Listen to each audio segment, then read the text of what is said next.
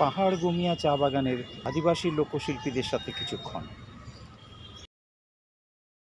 চলতে চলতে আমরা পৌঁছে গিয়েছিলাম উত্তরের শহর শিলিগুড়ির লাগোয়া সিটি সেন্টার প্রাঙ্গণে, যেখানে চলছিল কাঞ্চনজঙ্ঘা উৎসব, পর্যটন উৎসব। সেখানে পেয়ে গিয়েছিলাম পাহাড় গুমিয়া চা বাগানের আদিবাসী লোকশিল্পীদের। চলুন তাদের সাথে কথা বলে শোনা যাক তাদের কথা।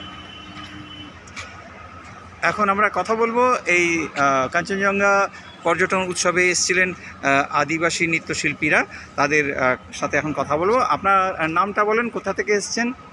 मेरा नाम पुष्पा कुजुर खालको, मैं पहाड़ गुमिया टी स्टेट से आई हूँ।